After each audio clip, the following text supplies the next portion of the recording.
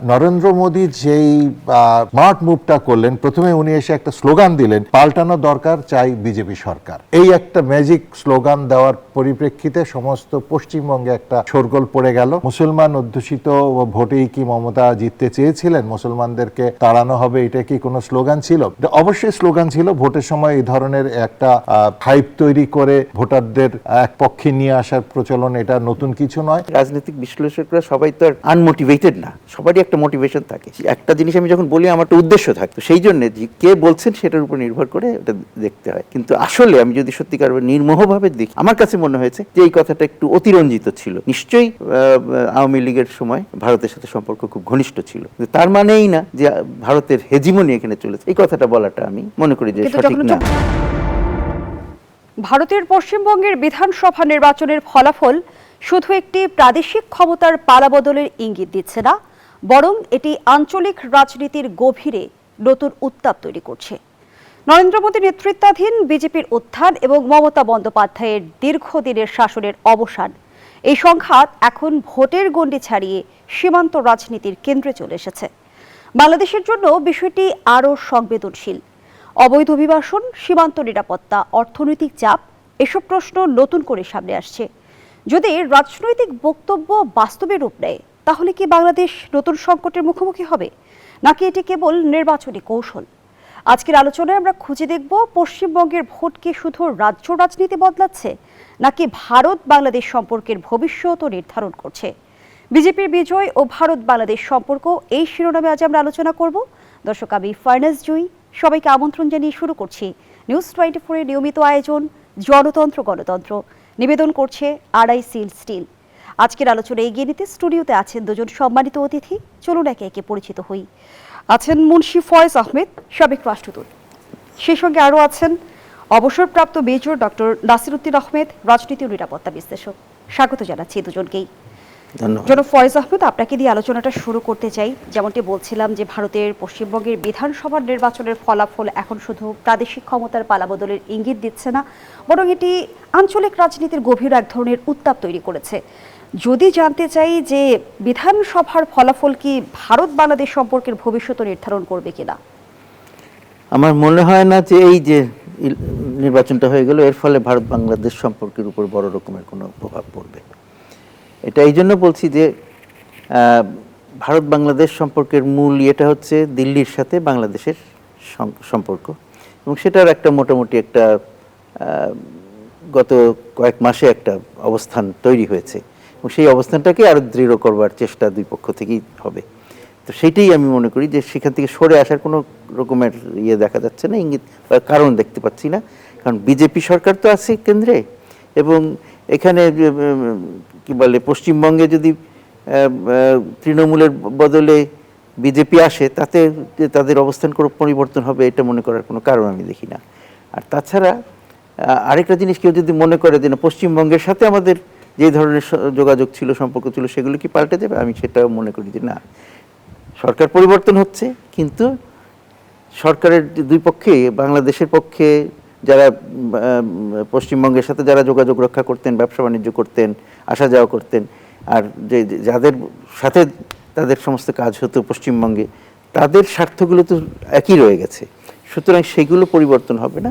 হ্যাঁ, সরকার পরিবর্তন হচ্ছে, তাতে কিছু কিছু কি বলা যায়, অন দি সারফেস কিছু কিছু পরিবর্তন থাকতে পারে, কিন্তু আসল কাজে বড় রকমের কোনো পরিবর্তন হবে বলে আমি মনে করি না। কিন্তু একটা গুঞ্জন তো চাওয়ার হয়েছিল, আমরা দেখেছি যে বিজেপি যদি ক্ষমতায় আসে অনেক মানুষ বাংলাদেশে পাঠানো হবে, সেটা কি আসলে নির্বাচনী কৌশলের অংশ? আমি তাই মনে করি যে এইটা ছিল নির্বাচনে একটা সস্তা জনপ্রিয়তা পাওয়ার জন্য এক ধরনের চেষ্টা, রেটরিক, এবং কিন্তু তার মানেই না যে তারা একেবারে এখন সব ঝেড়ে বেঁধে সব বাংলাদেশে পাঠিয়ে দেবে এরকম। এটা এক নম্বর হলো যে এরকম কোনো সম্ভাবনা আমরা দেখছি না যে তারা সেরকম কিছু করতে চায়, আর করতে চাইলেই তো ঝট করে এটা করে ফেলা যায় না। ইচ্ছা করলে আর পাঠিয়ে দিলে তা তো হয় না। যদিও এই ধরনের কথাবার্তা বলে মানুষ, অনেক বছর তো হয়েছে, বিভিন্ন সময় আমরা দেখেছি পুশিন কথাটা, আমরা যদি আমরা হিসাব করে দেখিও কয়জন পুশিন হয়েছে বিভিন্ন সময় মিলে। তো সুতরাং ওইটা আমি মনে করি না যে একটা বড় কোনো প্রবলেম। হঠাৎ কোনো ব্যক্তি যিনি এইসব দায়িত্বে আছেন বর্ডার এলাকায়, তিনি কয়েকজনকে পাঠিয়ে দিলেন পাঠানোর চেষ্টা করলেন, তার ফলে যে কেন্দ্রের ভারতের সাথে বাংলাদেশের সম্পর্ক একবার পাল্টে যাবে তা নয়, সেটা একটা স্থানীয় এবং একটা সাময়িক একটা সমস্যা। সেইগুলো নিরসন করবার জন্য দুই দেশের সরকারের মধ্যে বিভিন্ন যোগাযোগের ব্যবস্থা আছে। আমি মনে করি না যে এগুলো ওই ধরনের কোনো পরিস্থিতিতে যাবে। সুতরাং আমি মনে করি যে এই ইয়ের ফলে বড় রকমের কোনো পরিবর্তন দুই দেশের সম্পর্কে আসার কোনো সম্ভাবনা আমি দেখি না। বরং এখন যে আমাদের 24 আগস্টের পর থেকে নতুন করে দেওয়ার ভারতের সাথে সম্পর্কটাকে একটা পর্যায়ে নিয়ে আসা হয়েছে, সেই জিনিসটাই আরও দৃঢ় করবার চেষ্টা দুই পক্ষ থেকে হবে বলে, আরও আন্তরিকতার সাথে হবে বলে আমি মনে করি। তৃণমূলের এই পতনের পেছনে বড় কারণ হিসেবে কি দেখছেন? এক নম্বর বড় কারণ তো হলো যে ইনকামবেন্সি। 15 বছর বা আরও বেশি সময় বোধহয় তৃণমূল ওখানে ক্ষমতায় ইয়ে করে আছে। তো সব বিভিন্ন সময় বারবার বলা হয়েছে যে আর পারবে না, আর পারবে না, কিন্তু তারপরে টিকে গেছে। তো এইবারে শেষ পর্যন্ত মানুষের যে আশঙ্কা সেটা সত্যি হয়েছে। আর তাছাড়া তাদের কিছু ইয়ের ব্যাপারে কি বলে, তৃণমূলের কিছু নীতির ব্যাপারে স্থানীয়ভাবে নতুন কিছু ইয়ে তৈরি হয়েছে, যেগুলো নেতিবাচক প্রতিক্রিয়া তৈরি হয়েছে।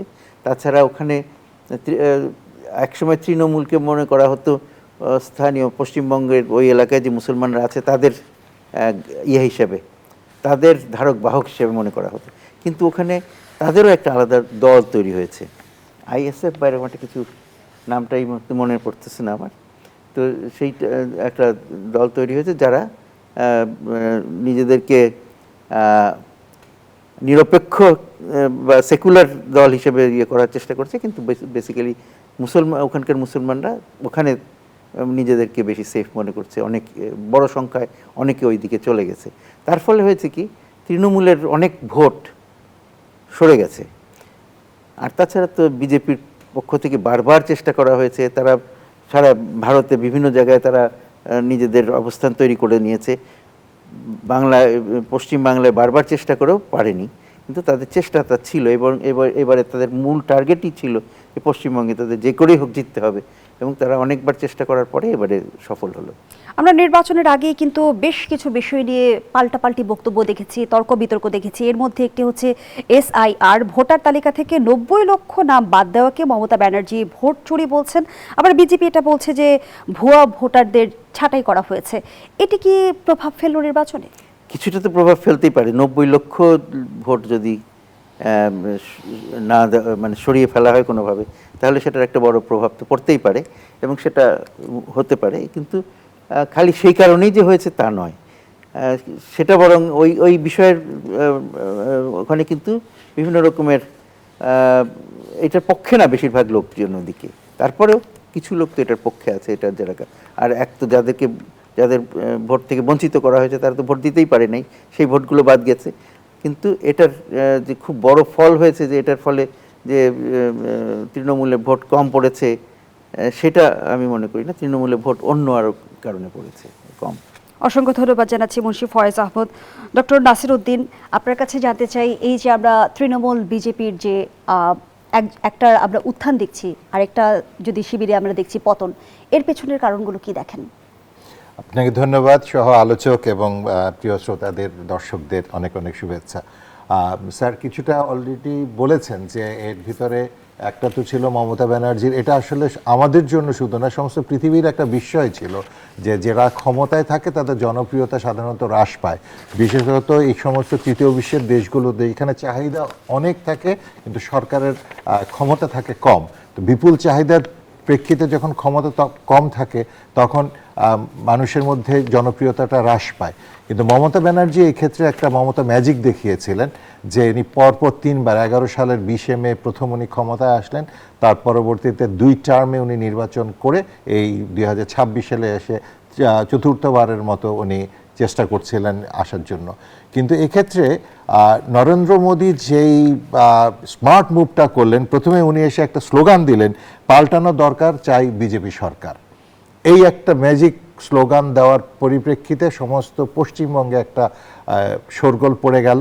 তারপরে যেটা স্যার কিছুটা হাইলাইট করেছেন, কিন্তু ওটার সাথে আমি একটু অন্য আঙ্গিকে এটাকে বিশ্লেষণ করতে চাই এভাবে যে প্রথমত আপনি যেটা বলেছেন যে 90 লক্ষ ভোটারের যে ইয়েটা বাদ পড়েছে, এটা আসলে কতজন সঠিক ভোটার ছিল, কতজন ওখানে তাদের যেই আধার কার্ড বলে যেটা যাদের জাতীয় পরিচয়পত্র সেটা সহ ছিল, কতজন এমনিতে ছিল, তাদের একটা যেটা আছে national register of citizens NRC, সেটা আসামেও হয়েছে, পশ্চিমবঙ্গ কিছু কিছু জায়গায় করেছে। এটার মাধ্যমে একটা স্ক্রিনিং হচ্ছিল যে কারা আসলে কত সালে ভারতে এসছেন এবং তারা কতজন বাংলাদেশ থেকে এসছেন, কত অন্যান্য রাজ্য, ভারতে তো আপনি জানেন অনেক রাজ্য আছে, কোন রাজ্য থেকে এসছেন এবং কতদিন ধরে আছেন তাদের পূর্বপুরুষকে, এগুলো নিয়ে অনেকখানি বিশ্লেষণ হয়েছে। তার পরিপ্রেক্ষিতে এই 90 লক্ষ হয়তো বাদ পড়েছে, সবাই যে বাংলাদেশের এটাও ভেবে নেওয়ার কোনো কারণ নেই। বাট আমার আশঙ্কার জায়গা যেখানে সেটা হলো যে আপনি যেটা বলেছিলেন যে মুসলমান অধ্যুষিত ভোটেই কি মমতা জিততে চেয়েছিলেন, মুসলমানদেরকে তাড়ানো হবে, এটা কি কোনো স্লোগান ছিল? এটা অবশ্যই স্লোগান ছিল। ভোটের সময় এই ধরনের একটা হাইপ তৈরি করে ভোটারদের এক পক্ষে নিয়ে আসার প্রচলন এটা নতুন কিছু নয়, এটা ভারত জুড়ে আছে, বাংলাদেশেও হয় এবং বিভিন্ন জায়গাতে এটা হওয়াটা স্বাভাবিক কিছু নয়। কিন্তু যেটা হবে আমি আশঙ্কা করছি সেটা হচ্ছে ভোট পরবর্তীতে যখন বিশ্লেষণে যাবে বিজেপি, তখন দেখবে যে যেখানে মুসলমান সংখ্যাগরিষ্ঠতা ছিল ভোটারদের মধ্যে সেই সিটগুলোতে কারা জিতেছে। সেখানে যদি নিরঙ্কুশ বিজয় বিজেপির বিরোধীরা পায়, অর্থাৎ তৃণমূল কংগ্রেস পায়, স্বাভাবিকভাবেই তখন তাদের নেক্সট স্ট্র্যাটেজিতে তারা যাবে। আপনি জানেন যে এর আগের যে সর্বশেষ লোকসভা নির্বাচন হয়েছিল, যেটা তো মানে প্রধানমন্ত্রী কে হবেন বা পুরো ভারতকে পরিচালনা করবেন, কারা ক্ষমতা আসবেন, সেটা নির্ধারিত লোকসভা নির্বাচনের মাধ্যমে, এটা তো রাজ্য সরকার নির্বাচনের জন্য। সেখানে পশ্চিমবঙ্গের যে টোটাল 54টা ওখানে আসন আছে, তার মধ্যে 42টা আছে হলো পশ্চিমবঙ্গে, তফসিলি আছে 10টা এবং সংরক্ষিত আছে 2টো। সেই 42টার মধ্যে এটা যেটা অল ইন্ডিয়া তৃণমূল কংগ্রেস, তারা কিন্তু 29টা সিট পেয়েছিল এই গত লোকসভা নির্বাচনে এবং বিজেপি পেয়েছিল শুধু 12টা। তারা যখন এই 12টাকে বাড়াতে চাবে তখন তাদের মাথার মধ্যে ওই জিনিসটা নিশ্চয়ই কাজ করবে যে কোন কোন আসনগুলোতে আমরা বিধানসভায় হেরেছিলাম এবং সেখানে মুসলমানের সংখ্যা কী ছিল, অন্যান্য ধর্মাবলম্বীদের সংখ্যা কী ছিল। এই বিশ্লেষণটাতে গেলে তখন আমি মনে করি এই আশঙ্কাটা উড়িয়ে দেওয়া যাবে না যে মুসলমানদেরকে ওখান থেকে আরও কিছু ব্যান করা, তাদের একটা মানুষকে, আমাদের আসলে তো আমরা একই দেশ ছিলাম, 47-এর আগে তো আমাদের বিভাজন ছিল না, আমাদের পূর্বপুরুষ কেউ না কেউ ওখান থেকে এসছে, আবার আমাদের এখান থেকে তারা গেছে। এই যে আজকে আপনি জ্যোতি বসুর কথা বলেন, উনি তো আমাদের দেশেরই ছিলেন। আপনি যদি ভারতের লিডিং অনেক পলিটিশিয়ানের কথা আমরা বলতে পারি যারা পাকিস্তান থেকে এসেছিলেন। তো এই এক্সচেঞ্জটা তো হয়েছে, 47-এর আগে তো আমরা একসাথেই ছিলাম। তো এক্সচেঞ্জ এরকম বংশধর, তৃণমূলের যে নেতা, তৃণমূল বিজেপির যে নেতা, তিনিও তো বাংলাদেশ, তিনি বাংলাদেশে ছিলেন। সুতরাং এই ধরনের আপনি যদি খুঁজতে যান, লিঙ্ক পাওয়া কঠিন কোনো কিছু হবে না। ডক্টর নাসিরউদ্দিন, যেমনটি বিশ্লেষকরা বলছে যে নারী ভোটে অনেকটা এগিয়ে গেছে বিজেপি, কিন্তু আমরা মমতা বন্দ্যোপাধ্যায়ের কথা যদি বলি, আমরা তো দেখেছি যে নারী বান্ধব বেশ কিছু সামাজিক সুরক্ষা প্রকল্প তিনি হাতে নিয়েছিলেন, তারপরেও নারী ভোট ব্যাংকে কেন ফাটল? এখানে আমার ওই যে ধর্মের বিষয়টাই কাজ করেছে বেশি বলে আমি মনে করি। কারণ হচ্ছে যে আমাদের উপমহাদেশে যারা নারী, তাদের মধ্যে ধর্মটা খুব বেশি রকমের ইনফ্লুয়েন্স করে এবং তাদেরকে ধর্ম দিয়েই কিন্তু তাদের স্বামী বলেন, বাবা বলেন, মা বলেন, তাদের উপর একটা নিয়ন্ত্রণ আরোপ করবে। এটা ধর্মে নেই, এটা ধর্ম পারমিট করে না, এটা ধর্ম এইভাবে চলতে বলেছে, তোমাকে এইভাবেই চলতে হবে। তো যে বিজেপির সবচেয়ে বড় শক্তিতে হলো তো ধর্ম। তারা গেরুয়া, আজকে আপনাদের লিডিং হয়েছে, শিরোনামই হয়েছে গেরুয়া ঝড়ে পশ্চিমবঙ্গ লণ্ডভণ্ড। তো এই যে গেরুয়া শব্দটা আসলো, এটা তো ধর্মভিত্তিক একটা শব্দ। তো নারীদের মাঝে এই ধর্ম জিনিসটা আমার মনে খুব বেশি কাজ করেছে, যে মানে আমার যে ধর্মে বিশ্বাস করে, যে আমার ধর্মীয় দেবতা বা আমার ধর্মগুরু বা আমার ধর্মীয় যে বিশ্বাস করি, যিনি আমার ধর্ম মতে, যিনি আমার সৃষ্টিকর্তা, উনি খুশি হবেন। যেটা আমাদের দেশেও ইলেকশনের আগে হয় যে এইখানে ভোট দিলে স্বর্গ পাওয়া যাবে, ওখানে ভোট দিলে নরকে যেতে হবে, এই ধরনের কথাবার্তা তো বলাই হয়। কিন্তু ভারতে যেটা হয় যে তাদের নারীরা কিন্তু খুব বেশি ধর্মপরায়ণ। আপনি যদি গিয়ে থাকেন, আপনি দেখবেন যে আমি তো কলকাতায় গিয়েছি বেশ কয়েকবার, ওখানকার যে গঙ্গা স্নানের মধ্যে আপনি পুরুষের চেয়ে নারীর সংখ্যা পাবেন বেশি। ওদের বিভিন্ন মন্দিরে গেলে দেখবেন যে নারীদের সংখ্যা বেশি, তারা বিভিন্ন ধরনের অর্নামেন্টস পর্যন্ত দিয়ে আসে প্রতিমার পাদদেশে। তো এই থেকে যা তাদের ধর্মীয় যে সেন্টিমেন্টটা আছে, এটা মনে হয় কিছুটা কাজ করেছে।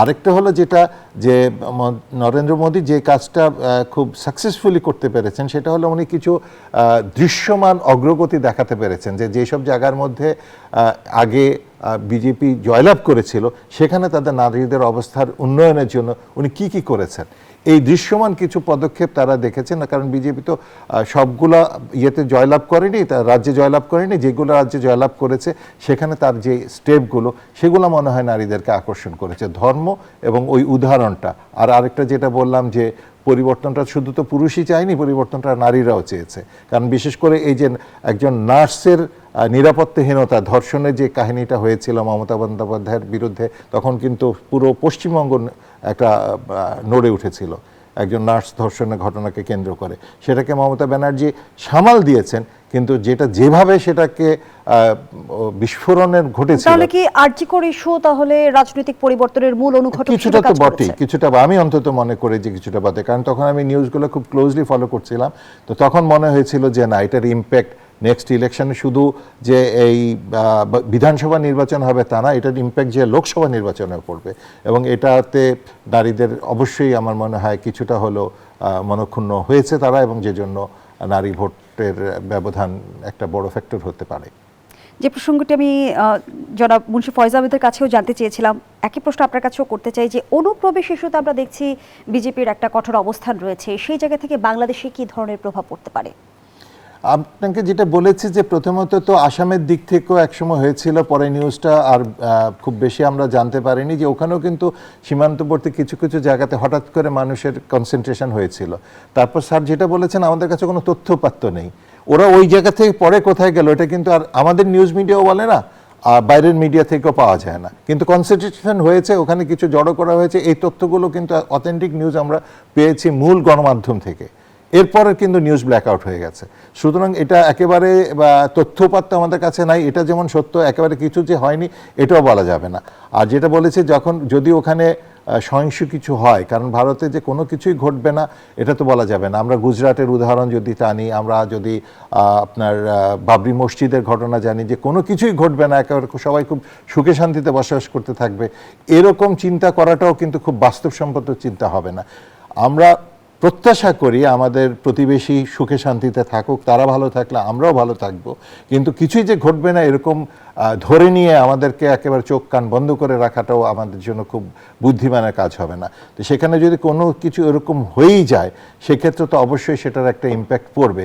মানুষ জীবনের ভয়ে কেউ বাংলাদেশের দিকে আসতে পারে, কেউ অন্য রাজ্যে চলে যেতে পারে, কেউ ওই দিক দিয়ে আসাম হয়ে মিজোরামের দিকে চলে যেতে পারে। মানুষ জীবনের ভয়ে তো কিছু না কিছু, যান বাঁচানোর জন্য তো কিছু না কিছু করবেই। আর যদি সেখানে আমাদের একটা আদর্শ রাজ্য গঠিত হয়, সবাই সুখী শান্তিতে বসবাস করে, তার চেয়ে তো আর ভালো কিছু হতে পারে না, সেটা তো আমাদের প্রত্যাশা থাকবে। কিন্তু সেটা যদি না হয় তাহলে কি করতে হবে, সেই আমাদের প্রস্তুতি থাকতে হবে। এবং আমাদের ডিপ্লোমেসিতে আমাদের একটা জিনিস মনে রাখতে হবে, যে আমাদের কিন্তু দেখেন উপরে আসাম, সেখানে কিন্তু মানে উত্তরে সেখানে বিজেপি সরকার ছিল, আমাদের পূর্ব দিকে ত্রিপুরা, সেখানেও বিজেপি সরকার ছিল, আর আমাদের যদি আমরা দক্ষিণের পূর্ব দিকে যে মিজোরাম, ওখানে কোয়ালিশন ছিল, একেবারে পিওর বিজেপিও না, অন্য কোনো দলও না, কোয়ালিশন। আর ঠিক পশ্চিমে ছিল পশ্চিমবঙ্গ, যেখানে ছিল মমতাজের তৃণমূল কংগ্রেস। এখন কিন্তু আমরা চারিদিকে বিজেপি হয়ে গেলাম মোটামুটি বলা যায়। সুতরাং এটার তো একটা ইম্প্যাক্ট থাকবেই। আর পজিটিভ যদি বলেন, তাহলে আমি পজিটিভ একটা জিনিস খুব ভালো মনে করি, সেটা হচ্ছে যে আগে কিন্তু একজন আরেকজনের দিকে আঙ্গুল নির্দেশ করতো, পানি সমস্যা কেন সমাধান হচ্ছে না, কেন্দ্রীয় সরকার বলছে আমি তো দিতেই চাই। এই অমীমাংসিত ইস্যুগুলোর কি এবার সমাধান হবে নাকি জটিলতা আরো বাড়বে? আমি প্রশ্নটি রাখছি, বিরতির পর ফিরছি। দর্শক, জনতন্ত্র গণতন্ত্রের এই পর্যায়ে একটা বিরতি নিচ্ছি, সাথেই থাকুন। আবারও আমন্ত্রণ, দেখছেন নিউজ 24 এর নিয়মিত আয়োজন জনতন্ত্র গণতন্ত্র, নিবেদন করছে RICL স্টিল। আমরা আবারও ফিরছি আলোচনায়। ডক্টর নাসির উদ্দিন, যে প্রশ্নটি রেখে বিরতিতে গিয়েছিলাম, ভারতের সঙ্গে আমাদের যে অমীমাংসিত কিছু বিষয় রয়েছে, যেমন তিস্তার পানি বন্টন, সীমান্ত হত্যা এবং বাণিজ্য, সবকিছু মিলিয়ে এই ইস্যুগুলোর এবার সমাধান হবে কি, নাকি জটিলতা আরও বাড়বে? আমি ব্যক্তিগতভাবে মনে করি যে এখানে সমাধানের সম্ভাবনা আছে, যদি উভয় পক্ষ আন্তরিক হয়। আমাদের দিক থেকে তো আন্তরিকতার কোনো অভাব থাকবে না, এটা তো বলাই, কারণ আমাদের এখন আসলে পাওয়ার আছে, আমাদের আর দেওয়ার মতো কিছু নাই। আমরা পানি পেতে চাই, আমরা সীমান্ত হত্যা শূন্য দেখতে চাই, আমরা আমদানি রপ্তানি যে বাণিজ্যিক ভারসাম্য সেটার ব্যালেন্স চাই। আমরা অন্যান্য সব ক্ষেত্রে আমরা যে অপরাধীরা যে আমাদের এখানে অপরাধ করে পালিয়ে যাচ্ছে, তাদের ঠিকানা কেন কলকাতায় হবে, তাদের ঠিকানা কেন ভারতে হবে, আমরা সেটা সমাধান চাই। সুতরাং আমাদের পাওয়ার আছে, আর ভারতের আছে দেয়ার। এই ক্ষেত্রে যেটা অতীতে আমরা দেখেছি, যে ধরেন পানি ইস্যু যদি বলি, মমতা কেন্দ্রীয় সরকার বলতো আমি তো দিতে চাই, কিন্তু আমি তো এককভাবে দিতে পারবো না, পশ্চিমবঙ্গ সরকারের অনুমতি লাগবে। মমতা হয়তো বলতেন যে আগে পশ্চিমবঙ্গের পানি নিশ্চিত করতে হবে, তারপর আগে পশ্চিমবঙ্গের কৃষক বাঁচবে, তারপর আমি বাংলাদেশের কথা নিঃসন্দেহে চিন্তা করব। তো এগুলো কথা বলে এই যে কথা চালাচালি হতো, সমাধানটা আসতো না। তো এখন যেহেতু কেন্দ্রীয় সরকার এবং রাজ্য সরকার একই দলের, একই নেতার অধীনে, এখন আর এই কথা চালাচালির দিকটা হয়তো ওভাবে প্রস্ফুটিত হবে না, এক। আর দুই নম্বর হচ্ছে যেটা অন্যান্য বিষয় যেটা বললেন যে অপরাধ প্রবণতা কমানোর জন্য, এখন ভারতে যেটা আছে যে প্রশাসনিকভাবে এবং আইন শৃঙ্খলার ক্ষেত্রে দুটো ফ্যাক্টর কাজ করে। একটা হলো রাজ্যের নিজস্ব একটা সিকিউরিটি মেকানিজম থাকে, আরেকটা হলো কেন্দ্রীয় সরকারের একটা সেন্ট্রাল ফোর্স থাকে। তারা কিন্তু বিশেষ কিছু অপারেশন, যেমন অ্যান্টি টেরোরিজম যে অপারেশনগুলো, ওইগুলো কিন্তু উইদাউট পারমিশন যে কোনো জায়গায় যে সময় করতে পারে। বাট অন্যান্য ক্ষেত্রে রাজ্য সরকারকে আগে জানাতে হয় যে আমার এইটা আমি করতে যাচ্ছি বা এটা করব বা এভাবে। যেমন আমাদের এখানে এক জেলা থেকে আরেক জেলায় পুলিশ যখন যায় বা র্যাব যখন যায়, নর্মালি তারা জানিয়ে যায় যে আমরা এইভাবে এটা করবো, আমরা এখানে আসছি, গোলাগুলি হলে ভয় পেও না বা কিছু করো, এটা একটা স্বাভাবিক প্রক্রিয়া। কিন্তু যখন টেরোরিজমের ক্ষেত্রে হয়, তখন সেটা হয় একেবারে সাডেন অ্যাটাক হয়। এখন যেটা হচ্ছে, যেটা যে আগে মমতাকে বললে মমতা দোষারোপ দিত যে উনি সেটা লিক করে দেন, বা মমতা করতে গেলে কেন্দ্র সরকার বলে যে না, এটা এখন করতে পারবা না, এক্ষেত্রে এই সমস্যা আছে। এই যে আন্তর্জাতিক অপরাধীদের এই যে ট্রান্সফরমেশন বা journey from one country to another, border যে ক্রাইমগুলো হয়, এগুলোতে আমরা মনে হয় যে এখন আগের যে সলিউশনটা হওয়ার সম্ভাবনা এখন বেড়েছে। তারপরে আপনি যদি এক্সচেঞ্জ অফ বলেন যে ক্রিমিনাল যারা এই পাশে চলে আসে বা ওই পাশে যায়, তাদেরকে আনার ক্ষেত্রে এখন কেন্দ্র আর সরকার দুই কথা বলতে পারবে না। যদি কেন্দ্রীয় সরকার একটা সিদ্ধান্ত দেয় যে না আমরা হ্যান্ডওভার করব, রাজ্য সরকার তাদের জেলখানাতে তাদেরকে আটকে রাখতে পারবে না। আবার রাজ্য সরকার যদি কেন্দ্রীয় সরকারকে বলে যে না, বাংলাদেশের সাথে সম্পর্ক উন্নয়ন করলে তাদের কিন্তু ডিপেন্ডেন্সি আমাদের উপর, সুযোগ থাকছে না। হ্যাঁ, তাদের ডিপেন্ডেন্সি যে নাই তা না। পশ্চিমবঙ্গের যেই চিকিৎসা ব্যবস্থা, তারপর তাদের যেই কাপড়ের যেই মার্কেট, জমজমাট মার্কেট, ট্যুরিজম, হোটেল, এগুলো কিন্তু বাংলাদেশের উপর ডিপেন্ডেন্ট। তাদের অনেকে তো, ওদের পেঁয়াজ পচে যাচ্ছে বর্ডারের ওই পারে, ওদের কৃষকরা মাথায় হাত দিয়ে বসে যায়, তাদের ডিপেন্ডেন্সিও আছে। সুতরাং সেক্ষেত্রে পশ্চিমবঙ্গ সরকার এখন যদি কেন্দ্রীয় সরকারের কাছে আবেদন জানায় যে বাংলাদেশের সাথে আমাদের সম্পর্ক উন্নয়ন দরকার, আমাদের এই যে ভিসা জটিলতা আমাদের এখন নিরসন হওয়া উচিত, আমাদের ব্যবসা বাণিজ্য ধসে যাচ্ছে, বাঁচাতে হলে আমাদেরকে তাদের সাথে ভালো সম্পর্ক করতে হবে। ভালো সম্পর্কে আমরা প্রথমেই তো বলবো আমাদের অপরাধীদের ফেরত দাও, আমরা বলবো আমাদেরকে পানি দাও, আমরা বলবো সীমান্ত শূন্য থাকতে হবে। হ্যাঁ, এই সমস্ত বিষয়গুলো তো আমরাও তো চাইবো। তো যখন আমরা এটা চাইবো, পশ্চিমবঙ্গ সরকারও কেন্দ্রীয় সরকারকে বলবে যে না, কিছু দিয়ে হলো সম্পর্কটা উন্নয়ন ঘটুক, তখন আমি মনে করি যে একটা ভালো পদক্ষেপ দিয়ে বাংলাদেশ অবশ্যই যেতে পারবে। ধন্যবাদ জানাচ্ছি ডক্টর নাসির উদ্দিন। জনাব মুন্সি ফয়েজ আহমদ, আমরা অতীতে দেখেছি এদেশে ভারতের হেজিমনি প্রতিষ্ঠিত হয়েছিল এবং বলা হয়ে থাকে যে আমাদের নির্বাচন থেকে শুরু করে আমাদের অভ্যন্তরীণ রাজনীতিতেও ভারত নগ্ন হস্তক্ষেপ করেছে। সেই জায়গা থেকে আমরা 24-এর গণঅভ্যুত্থানের পর ভিন্ন বাস্তবতা দেখেছি, বাংলাদেশ ভারত সম্পর্কে টানাপোড়েন দেখেছি এবং এবার নির্বাচিত সরকার, এবার সম্পর্ক উন্নয়নে আসলে কি পদক্ষেপ নেওয়া জরুরি, যেহেতু সরকার বলছে সবার আগে বাংলাদেশ, এই নীতিতে ভর করে কিভাবে সম্পর্ক উন্নয়ন? এখানে আমি একটু অন্যভাবে দেখি আর কি, যে এই যে বলা হলো যে ভারতীয় হেজিমনি, এই কথাটা আমার মনে হয় এটা আমাদের রাজনৈতিক একটা ব্যাপার, রেটরিকের মতন। সরকারকে হেনস্থা করতে, সরকারকে বিরোধিতা করতে চাইলে এগুলো বলে এক ধরনের পাওয়া যায়, মানুষের কাছে গ্রহণযোগ্যতা পাওয়া যায়। কিন্তু আসলে আমরা যদি একটু দেখি যে এর আগের সরকার কতদিন ছিল, 15 বছর ধরেন, সেই 15 বছরে ভারতের সাথে সম্পর্ক যতটুকু হয়েছে, তার চেয়ে চীনের সাথে সম্পর্ক অনেক বেশি বেড়েছে। চীনের সাথে 2013 সাল থেকে চীনের সাথে আমাদের বাণিজ্য সবচেয়ে বেশি, যে কোনো দেশের তুলনায়, ভারতের তুলনায়। তো এইগুলো যখন দেখবে, তারপরে চীনের থেকে যে ইনভেস্টমেন্টস আসছে, এই সময় যত ইনভেস্টমেন্ট এসছে এর আগে কখনো আসে নাই, এখন কবে আবার নতুন করে আসবে সেটা আমরা দেখব। কিন্তু এইগুলো যদি আমরা তাকিয়ে দেখি, তারপরে জাপানের সাথে সম্পর্ক, রাশিয়ার সাথে সম্পর্ক, এমনকি মার্কিন যুক্তরাষ্ট্রের সাথে শেষের দিকে 2-3 বছর ছাড়া মার্কিন যুক্তরাষ্ট্রের সাথেও সম্পর্ক অত্যন্ত ভালো পর্যায়ে উঠে গেছিল। তাদের 3-4টা ডায়ালগ অ্যারেঞ্জমেন্ট, পার্মানেন্ট স্থায়ী ডায়ালগের ব্যবস্থা করা হয়েছিল। এইগুলো যদি আমরা চিন্তা করি, তাহলে ওই কথাটা আমি মনে করি যে ওটা একটা রেটরিক ছাড়া আর কিছু না। সরকারকে বলে থাকে যে 14, 18 এবং 24 রাজনৈতিক বিশ্লেষকরা, আমি আমার কথাটা শেষ করতে চাই, রাজনৈতিক বিশ্লেষকরা সবাই তো আর আনমোটিভেটেড না, সবারই একটা মোটিভেশন থাকে। একটা জিনিস আমি যখন বলি, আমার একটা উদ্দেশ্য থাকে, তো সেই জন্য কে বলছেন সেটার উপর নির্ভর করে ওটা দেখতে হয়। কিন্তু আসলে আমি যদি সত্যিকার নির্মোহভাবে দেখি, আমার কাছে মনে হয়েছে যে এই কথাটা একটু অতিরঞ্জিত ছিল। নিশ্চয়ই আওয়ামী লীগের সময় ভারতের সাথে সম্পর্ক খুব ঘনিষ্ঠ ছিল, কিন্তু তার মানেই না যে ভারতের হেজিমনি এখানে চলেছে, এই কথাটা বলাটা আমি মনে করি যে সঠিক না। 24 নির্বাচনের আগে আমরা আওয়ামী লীগের সাধারণ সম্পাদকের মুখে বলতে শুনি যে দিল্লির সাথে তলে তলে আপোষ হয়ে গেছে, সেটি আসলে কি বার্তা দেয়? এবং 2014 নির্বাচনের আগে 2013 তে আমরা কিন্তু ভারতের পররাষ্ট্র সচিব সুজাতা সিংকে বাংলাদেশ সফর, আওয়ামী লীগের একজন সাধারণ সম্পাদক যদি সেটা বলেন, আমরা তো মনে করি যে এটা একটা তার জন্য নেতিবাচক হওয়া উচিত ছিল, কিন্তু উনি তো মনে করেছেন এটা বলে বোধহয় আমরা ভোট বেশি পাবো। এগুলো রাজনৈতিক কৌশল। তার কাছে মনে হয়েছে এটা বলে তারা মানুষের কাছে বেশি গ্রহণযোগ্য হবেন। আমি মনে করি যে এটা তাদের জন্য সুইসাইডাল ছিল, এরকম করে বলাই তো ঠিক না। কিন্তু ব্যাপারটা সেটা না, কে কি বলেছে তার চেয়ে আমি পার্সোনালি আমি কিভাবে দেখি সেইটা বলার চেষ্টা করছি।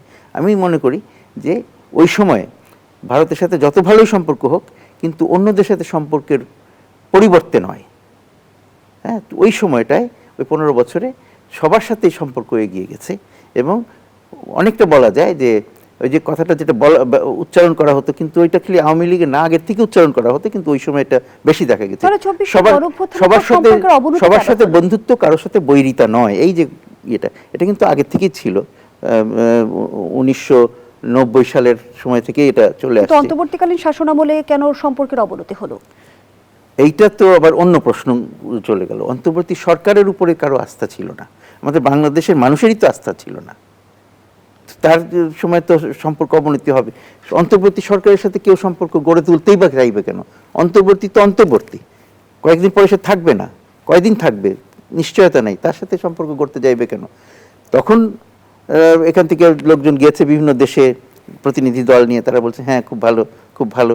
কিন্তু সত্যিকার অর্থে কোনো দেশের সাথেই, ভারত কেন, ভারত, চীন বা অন্য কোনো দেশের সাথেই সম্পর্ক কিন্তু একটা শীতলতার মধ্যে ছিল, অপেক্ষায় ছিল। সবাই অপেক্ষা করছে যে নতুন স্থায়ী সরকার যখন আসবে, নির্বাচিত সরকার আসবে, তাদের সাথে সম্পর্ক করব। সুতরাং ওইটা দিয়ে বিচার করাটা কোনো অর্থ নাই। শেখ হাসিনার প্রত্যর্পণ ইস্যুটিও কিন্তু রাজনৈতিক একটা বড় সংকট, এটি এমনটি বলে অনেকে। সেই জায়গা থেকে ভারত কি শেখ হাসিনাকে ফিরিয়ে দেবে কিনা, আমি সেই প্রশ্নটি ডাকছি আপনার কাছে। বিরতি নিয়ে ফিরছি। দর্শক, জনতন্ত্র গণতন্ত্রের এই পর্যায়ে আবারও বিরতি নিচ্ছি, সাথেই থাকুন। আবারও আমন্ত্রণ, দেখছেন জনতন্ত্র গণতন্ত্র, নিবেদন করছে আড়াই সিল স্টিল। আমরা আবারও ফিরছি আলোচনায়। জনাব ফয়েজ আহমেদ, যে আলোচনায় আমরা ছিলাম, শেখ হাসিনার প্রত্যর্পণ নিয়ে কিন্তু বেশ কিছুদিন ধরেই আলোচনা চলছে। ভারত কি হাসিনাকে ফিরিয়ে দিবে? আমার ধারণা যে এইটা আপাতত তারা কোনো রকমের নড়াচড়া করবে না, এবং ভারত বাংলাদেশ সম্পর্ক ওইটার কারণে আটকেও থাকবে না। তারা একটা এমন দুই দেশের জন্যই সম্পর্কটা দরকার, সুতরাং সম্পর্ক এগিয়ে যাবে। কিন্তু যারা আশ্রয় নিয়েছেন ভারতে, তারা সেখানেই থাকবেন। যদি কখনো কোনো সুযোগ হয় তারা ফিরে আসবেন, কিন্তু তা না হলে ওনাদেরকে ফেরত দিয়ে সম্পর্ক ভালো করতে হবে, ভারত সেটাও করবে না। এবং আমার মনে হয় না যে বাংলাদেশের পক্ষ থেকে ওই বারবার চাওয়া হবে, কিন্তু কোনো রকমের চাপ সৃষ্টি করা বা না এটা না করলে এটা করব না, এই ধরনের কিছু আমার আমি অন্তত দেখতে পাচ্ছি না। আমরা গণঅভ্যুত্থানের পর দেখেছিলাম ভারতও কিন্তু বেশ কিছু পাল্টা পদক্ষেপ নিয়েছিল, ভিসা কার্যক্রম বন্ধ করে দিয়েছিল, একের পর এক বাণিজ্য সুবিধা তুলে নিয়েছিল। এখন সে বিষয়গুলো অনেকটা স্বাভাবিক হবে কিনা? ওইটা ছিল যে হঠাৎ একটা ধাক্কা তুলে গেছে দুই দেশের মধ্যে। আমাদের যখন রাজনৈতিক পট পরিবর্তন হলো, একটা অনিশ্চয়তা তৈরি হয়েছে, একটা ধাক্কা লেগেছে। সুতরাং কিছুদিনের জন্য একটা স্থবিরতা ছিল, এবং যে এটা হচ্ছে না ওটা হচ্ছে না, কিন্তু তারপরে তো আবার আস্তে আস্তে সবগুলোই কাজ করা শুরু করেছে, ব্যবসা বাণিজ্য, ভিসা সবকিছু আস্তে আস্তে খুলছে এবং ইয়ে হচ্ছে, একটা স্বাভাবিকতার পর্যায়ে যাচ্ছে। এবং সেটাই আমি বলার চেষ্টা করেছিলাম যে স্বতঃস্ফূর্তভাবে একটা অগ্রগতি ঘটছে। আরেকটা হলো যে দুই পক্ষ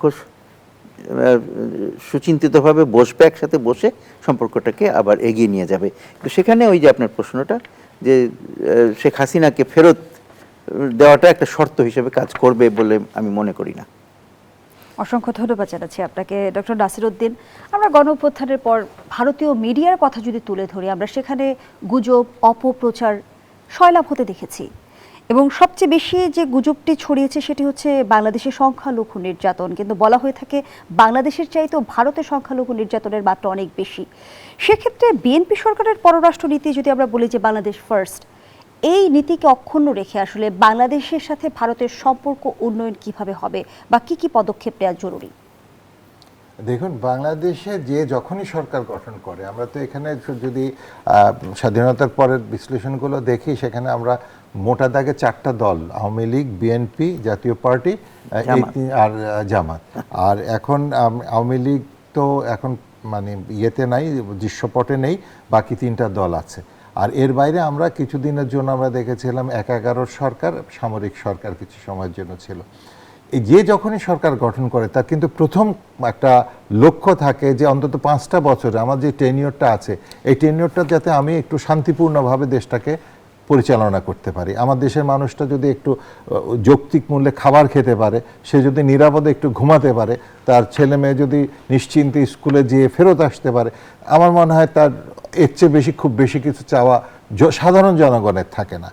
কে রাজনীতিতে আসলো, কে গেল না গেল, এটা যতখানি না ইম্পর্টেন্ট, তার চেয়ে বেশি ইম্পর্টেন্ট হলো তার নিরাপত্তা, তার খাবার, তার ক্রয় সীমার ভিতরে দ্রব্যমূল্যটা আছে কিনা।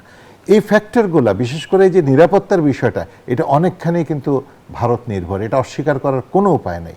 ভারত যদি চায় বাংলাদেশে একটা অশান্তি তৈরি করবে, শুধু সংখ্যালঘু ইস্যু না, আরও অনেক ইস্যু আছে যেখানে দিয়ে একটা অনিরাপদ পরিস্থিতি করতে পারে।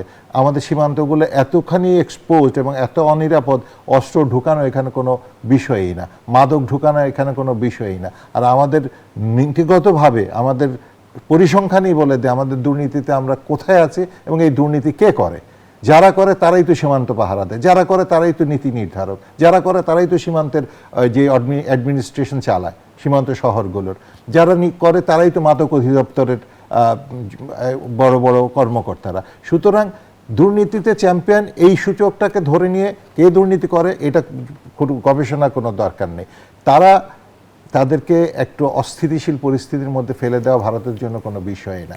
এই জন্য আপনি যে প্রশ্নটা করেছেন যে বাংলাদেশ কি করতে পারে, বাংলাদেশ অবশ্যই ভারতের সাথে একটা সুসম্পর্ক বজায় রাখার চেষ্টা করবে। তার প্রথম টার্গেট যেটা বললাম, যে অন্তত এই টেনিয়রটা, তার 5টা বছর টেনিয়রটাতে এমন কিছু যাতে না ঘটুক, যাতে করে ভারত এখানে এমন কিছু ডিস্টেবিলাইজ করতে পারে। আর আপনি স্যার যে প্রসঙ্গটা এনেছিলেন, আমি সেটার সাথে একটু উদাহরণ দিয়ে বলি। সুজাতা সিং এই দেশে এসেছিলেন, আমাদের এই দেশে মইনুল আহমেদ কিভাবে ক্ষমতায় আসলেন এবং কিভাবে গেলেন সেটা আমরা আমাদের প্রণব মুখার্জির বইয়ে পেয়ে গেছি। আমাদের এখানে একজন পররাষ্ট্রমন্ত্রী ছিলেন, উনি বলে গেছেন আমাদের সম্পর্ক স্বামী স্ত্রীর মতো। তাহলে ভারতের হেজিমনি কি আসলে বাস্তবতা না রেটরিক?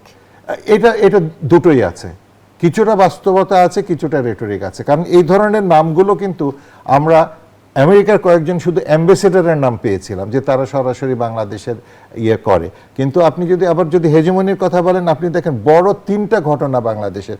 75-এ যে বাংলাদেশে পট পরিবর্তন হলো, এরপর যারা 75-এর এই বিপদগামী সেনা সদস্য বলেন অথবা বিদ্রোহী বলেন অথবা বিপ্লবী বলেন, যেই নামেই বলেন, তাদের ঠিকানা কোথায় ছিল, তারা বাংলাদেশ পালিয়ে ছেড়ে কোথায় গেল। এরপরে যদি আপনি 11 সরকার বলেন, সেই কুশীলবরা কোন দেশে গেল? হেজিমনি কি তাদের ছিল না?